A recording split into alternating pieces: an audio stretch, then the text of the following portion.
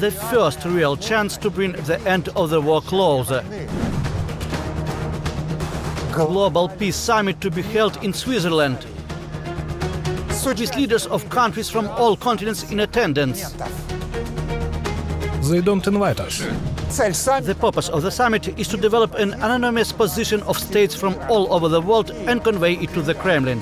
A huge number of leaders, not only from the West, but also from the global South, from countries that have influence on Russia, together will be able to force Putin to negotiate on Ukrainian terms. Why could this event go into world history? And why is Putin so afraid of the consequences of this conference? Watch in the special report Peace Summit from a formula to the war's end. There are huge hopes for it, and it has already caused real hysterics in the Kremlin. The first Global Peace Summit will bring together representatives of 160 countries and international organizations. Neutral Switzerland will become a platform for dialogue at the highest level on ways to achieve comprehensive, just and lasting peace in Ukraine on the basis of international law and the UN Charter. The conference will be held amidst the Alps in the heart of Switzerland at the Bürgenstock Resort near the city of Lucerne. The conference is aimed at finding opportunities and ways to start the peace process. There is already support for holding the conference at the highest level as the start of the process of establishing a lasting and just peace in Ukraine. The Peace Summit will bring together the majority of Western leaders: Olaf Scholz, Emmanuel Macron, Donald Tusk, Giorgia Meloni, Justin Trudeau were among the first to confirm their participation. Leaders from the Global South will also be there. Heads of the states of the African continent, South America, Asia. Russia will not attend at the conference. They don't invite us. Moreover, they say they don't see us. Why should we? But if you do this, then we're kind of asking for it. If you do like this, then we would make such decisions. Well, they don't see us, so we don't need this. The Kremlin was not going to take part in the International Peace Summit, responded to Russia Foreign Ministry spokeswoman Zakharova grudgingly. And she keeps threatening, regardless of any international conferences, Russia will continue its war of conquest. Current tasks of the special military operation will be accomplished. Putin's press secretary Peskov is also outraged, saying that the West and Ukraine do not want to accept Russia's ultimatums. Therefore, the war will continue. In the conditions of unwillingness of the countries of the collective West and unwillingness of Ukraine to take our security considerations into account, we are conducting and maintaining a special military operation. Neither Switzerland is suitable for Russia. This time it is the reaction of Lavrov, the head of the Russian Foreign Ministry. But in the case of any other negotiations in any other countries, the Kremlin will not cease fire. We are not going to cease hostilities for the period of negotiations. The process must go on. No one expected any other reaction from the Kremlin as its always henchman. It is absolutely predictable. And even if Russia were at the peace summit, it would just predictably block any peace initiative. Its representatives would speak the language of ultimatums and propaganda clichés. And the purpose of the global conference is not to satisfy Putin. The point is different. At this summit, the world community should develop a unified approach, create a roadmap. And they decided to start with 3 specific points. These are the first steps to end the war, nuclear security, food security, and the third is the release of all prisoners and deportees. Both Ukraine, the West and the Global South are interested in the fulfillment of these points. Nuclear security. Absolutely all are in favor of it, including the countries that have not joined the sanctions against Russia and continue to trade with it. Those some countries in Africa, Latin America, India, China. Nuclear security is very important to them, very important, critically important to China. If we can come out of the summit with a decision that there should be no attacks on critical infrastructure and there should be nuclear security, I think the support of the world would help a lot here. This is the first and priority point of President Zelensky's peace formula. After all, back in February 2022, Russia seized Europe's largest nuclear power plant, the Zaporizhzhia nuclear power plant. It mined it. It brought military equipment and ammunition. It constantly arranges provocation, hitting the power units with drones, and blames Ukraine for these sabotages. The Russian military is shelling power lines. The ZNPP has already been blacked out many times. This is very dangerous. Electricity is crucially needed to cool the reactors. If all of a sudden the power supply is gone and the fuel starts heating up, what happened in Fukushima when the power supply was lost and within a few days the fuel heated up to the point where this reactor, the cap went up and the radioactive steam came out of it. In order to prevent this from happening, Ukrainian electricians urgently restore damaged power lines every time. And the world is on the verge of a nuclear catastrophe. And this risk has increased tenfold. Now the reactors on the nuclear power plant are in a state of shutdown. The Russians want to start them, and this is under condition of water deficit for cooling, for which they themselves are guilty. After all, they themselves destroyed the water reservoir with water from which the reactors were cooled by undermining the Kakhonka HPP dam. If Rosatom, the state nuclear corporation of Russia, attempts to restart and actually is successful in restarting one or more nuclear reactors, that will dramatically increase the risk of a severe radiation event, potentially much worse than Fukushima. And this radiation can spread for thousands of kilometers around to the territory of Ukraine, Turkey, EU countries and the Middle East, and to Russia itself. This is the catastrophic consequences of the radioactive accident. It covers large territories and keeps affecting the environment, not even for decades, but for centuries. And Russia is exposing millions of people to this terrible threat. That is why the immediate withdrawal of Russian troops from the ZNPP is critical for the whole world. Russia must demilitarize the plant and place it under the control of the International Atomic Energy Agency and Ukrainian personnel. And Putin himself must stop threatening other countries with nuclear weapons. Russia is constantly blackmailing everyone with its nuclear weapons. That's why the nuclear security paragraph is fundamentally important. Even China, which has a formally neutral position on the war between Russia and Ukraine, supports the impossibility of using nuclear weapons. Food security is a second item of the President Zelensky peace formula and the agenda of the peace summit in Switzerland. Ukraine is one of the largest producers of the agricultural products on the planet. It can supply more than 45 million tons of grain to the world market. That's 10% of all wheat exports. Russia is trying to block supplies by shelling ports and ships. In the first year of the war, the Russian Federation managed to drastically reduce volumes. As a result, prices on the world market rose and a deficit occurred. This was felt by billions of people around the world. The most dependent on the food supplies are the African states. The same Egypt is now suffering very seriously economically, so if there is a famine or the prices of basic foodstuffs skyrocket, we are well aware of the potential consequences. After a drastic drop in the standard of living, protests and political upheaval often begin in African countries, and the leaders of the Global South understand this. It is simply a question of political survival, so I think that they can press and they should press if they want to survive politically on this Olympus. One of the tasks that Putin's system has set itself is to export chaos. Those gathered in Switzerland will try to develop a common strategy to counter this policy of Moscow. Realizing that it is bringing famine to the poorest countries of the world, Russia continues to hit Ukrainian ports and grain storage facilities with missiles and drones. By doing so, it is disrupting grain supply contracts. If this continues, it may naturally lead to a significant number of ships simply refusing to enter Ukrainian territory under the pretext of security.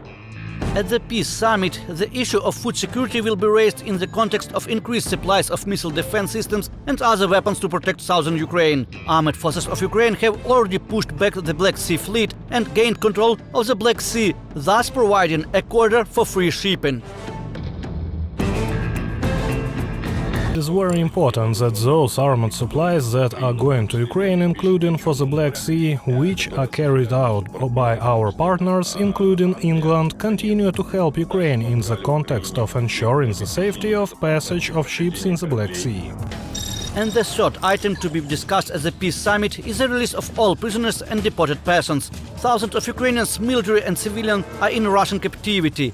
In addition, the Russian Federation has kidnapped at least 20,000 Ukrainian children. These are only identified cases. In reality, there are many more. Every week there are 10-15 decisions on deprivation of parental rights and removal of children in the temporarily occupied territories.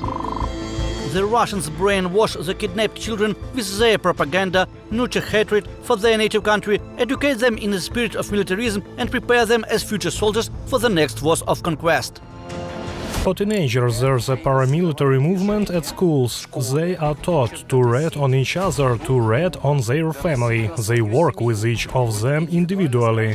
What about your parents? How do you feel about Russia? You should be ready to die for Russia. These children have been taken away from their families. Many have had their parents killed. They themselves are kept in orphanages or foster families of the aggressor state. Thousands of adults have also been deported. At least 8,000 Ukrainians, both military and civilian, are now in captivity in the hands of the Russians. The Russians are keeping them in inhuman condition and brutally torturing them.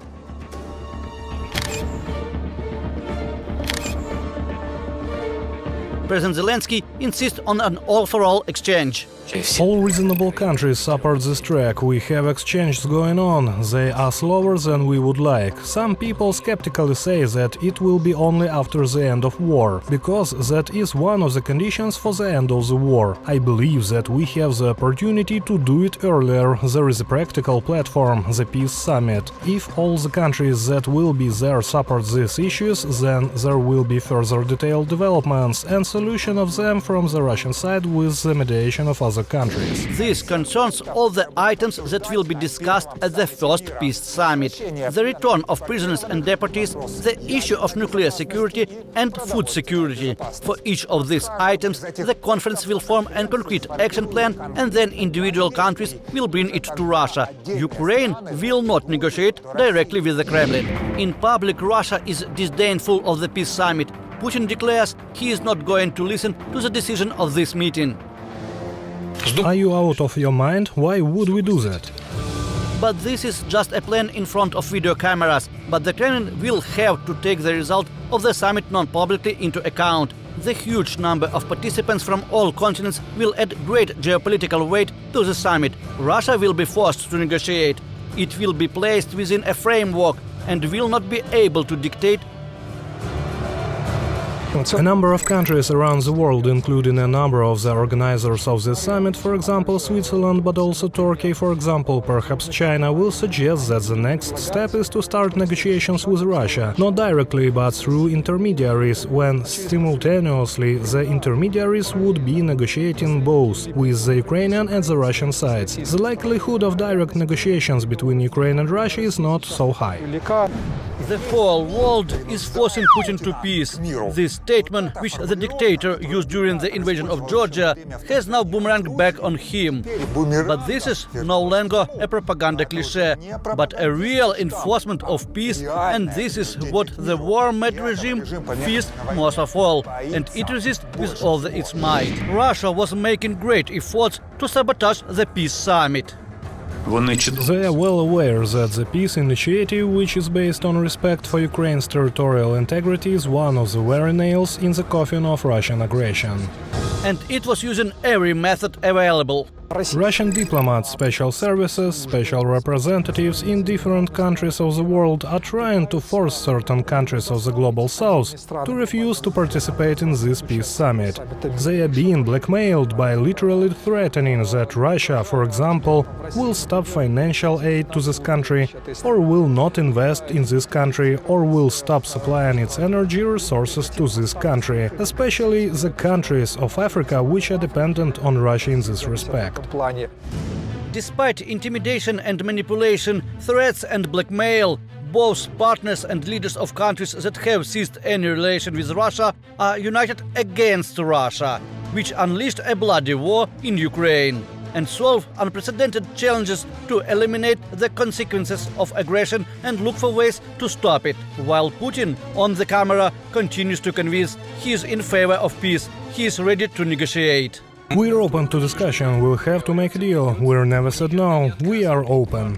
If he receives an offer for peace negotiations taking into account the position of Ukraine and the international community, then he will either be forced to accept that position and start negotiations taking into account the Ukrainian conditions, or if he rejects them, then the whole world will see that Putin is actually against negotiations for a just peace. He has to be forced to peace. On his own, Putin will not agree to negotiate peace on equal terms. The Russian dictator always used negotiations just to buy time, regroup, build up his forces, and to attack even more. There are many examples of this. Russia attacked Ukraine 10 years ago, in 2014. It annexed Crimea. With the help of puppet separatists, it seized parts of the Luhansk and Donetsk regions, constantly shelled the Ukrainian-controlled territories in the east of the country. Then the military actions were tried to stop with the help of negotiations. In Belarus, the so-called Minsk Agreement were signed with the participants of France, Germany and the OSCE. There was Minsk I, then Minsk II, and all this became a synonym for the West's inability to cope with the challenge. They did not bring to long-awaited peace closer. Putin did not reduce military aggression, but only increase it. I have made a decision to conduct a special military operation.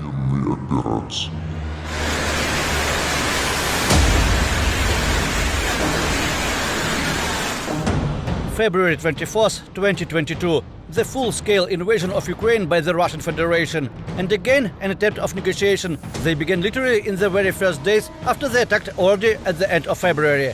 And again in Belarus. This time Russia did not stop its aggression, but on the contrary, committed more and more atrocities. Then the negotiations were moved to Istanbul. And they also end with nothing. It was already well known about mass torture, shooting in Bucha and Irpin, and the destruction of entire neighborhoods in Mariupol. Then it became clear to all civilized countries that Putin is not interested in peace. Peace must be forced upon him by all available methods: diplomatic, economic, military. A dictator understands only the language of force. How to stop the war, Ukraine has proposed a different line of action. This is Zelensky's 10-point peace formula. After the summit in Switzerland, there will be several more global conferences. They will consider the prescribe an algorithm for solving the remaining 7 points of the Ukrainian peace formula. Energy security.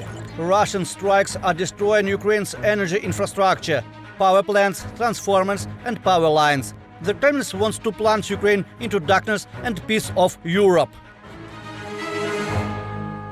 Our system has already been synchronized with the energy systems of Eastern and Central Europe. For the past more than 2 years, the strikes on the Ukrainian energy sector have reduced the reliability of the entire synchronized energy system of Eastern and Central Europe. Russia is deliberately creating an energy crisis. This is one of the elements of its terror. What has been done by the Russian Federation is a real crime, because it is not so much about generating electricity as about providing heat to citizens. And at the same time, the Russian Federation knows that it is impossible to heat apartment buildings with any other means if they are connected to the centralized heat supply. Ukraine calls on its partners to respond by hitting the Kremlin's sore spot to further limit prices for Russian energy resources. We must take a fundamental step to ensure that energy resources are no longer used as a weapon. If Russia is trying to deprive Ukraine, Europe and all energy consumers in the world of predictability and price stability, then the answer should be to forcibly limit export prices for Russia. To keep exports lower than the cost of production, that's fair. If you take it away, the world has the right to take it away from you. The next point of Zelensky's peace plan is to implement the UN Charter and restore Ukraine's territorial integrity and world order. Russia should confirm Ukraine's territorial integrity. Article 2 of the UN Charter says, all members of the United Nations shall refrain from the threats or use of force against the territorial integrity or political independence of any state. This article cannot be enforced partially, selectively, at will. It must be enforced. There can be no compromise with the aggressor. Otherwise, it will set a precedent. Militarily stronger states will start to invade weak countries. Borders will begin to change. The world legal order will collapse. So not only Kyiv, but the entire civilized world is interested in the implementation of this point of President Zelensky's plan. Negotiations with Russia must be on Ukrainian terms. This is recognized by the leaders of many countries. President Zelensky's peace formula clearly provides for the complete withdrawal of Russian troops and the cessation of hostilities. Russia must deoccupy the entire territory of Ukraine.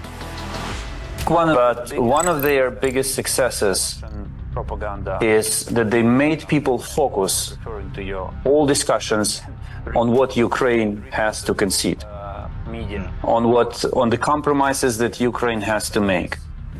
It had been the case between 2014 and 2022. All the conversations were like what Ukraine will do to make Russia leave it alone. Every day of delay brings death to Ukrainians. Soldiers are killed in battles on the front. Peaceful citizens are killed as a result of missile strikes.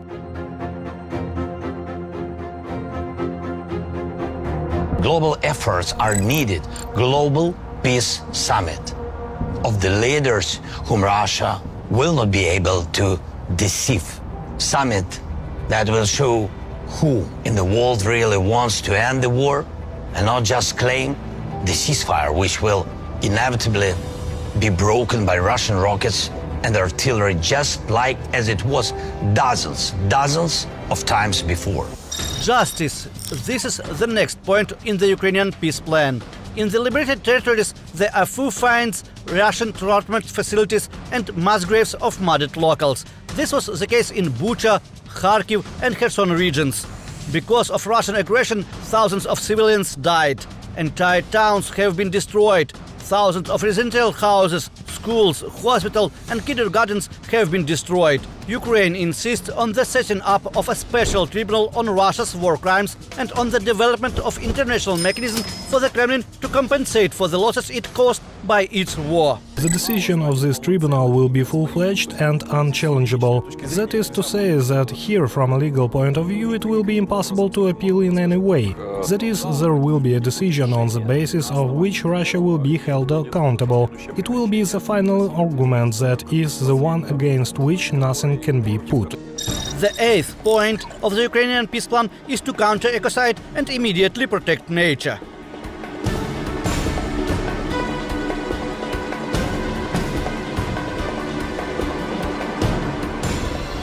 Another reason why Russian troops should withdraw from Ukraine immediately is the threat of the environment. Every day of fighting only exacerbates the environmental disaster that Putin's invasion has caused. Its consequences must be eliminated as soon as possible. And this is in the interest not only of Ukraine, but of the whole world.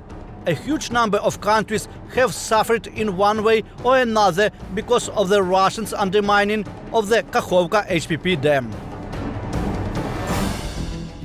There is no Kakhovka reservoir now, and it provided irrigation for almost the entire south of Ukraine. Those lands have become no longer suitable for agriculture, as well as flooded and eroded areas after the water outflow.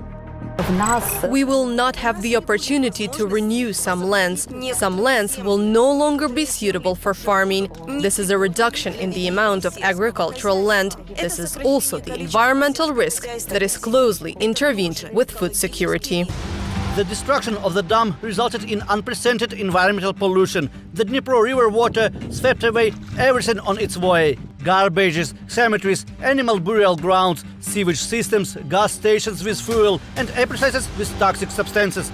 All this went down the Dnipro River, some of it went into the Black Sea. This is a disaster for the Black Sea ecosystem, and this disaster is not just for a week, a month or even a year. There are self-cleaning mechanisms, but it can take years and even decades for the sea to clean itself. Millions of acres of forest have been burned due to the saline. Hundreds of thousands of acres of land are covered with shells and did not burst. Dozens of coal mines are flooded. Water contaminated with toxic substances is rising to the surface. Environmental losses are already estimated at $55 billion. Funds and technologies are needed for cleanup and remediation and mine clearance. The echoes of war will long remain in the explosions of mines that will take the lives of children and adults, the contamination of water, soils and atmosphere.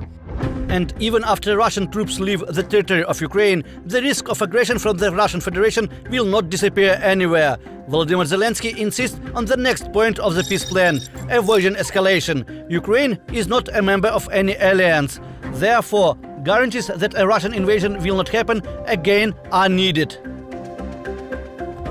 An international conference should be held to document the key aspects of the post-war security architecture in the Euro-Atlantic area, including security for Ukraine. The main outcome of the conference should be the signing of the Kyiv Security Compact. Ukraine has prepared a draft of this agreement and has already proposed it to its partners. It can be signed at any time, even before all hostilities cease. And the final point of the peace plan is to document the end of the war. When all the previous steps have been realized, the parties should sign a document saying so. Ukraine is clearly aware that the war will end in negotiation. That is why President Zelensky's peace formula has been prepared and is being promoted. All 10 points of the peace formula are absolutely justified. They are based on the crimes, acts and threats that Russia has committed in Ukraine. The decision made at the peace summit will have enormous political weight and legitimacy, and Russia will be forced to reckon with them.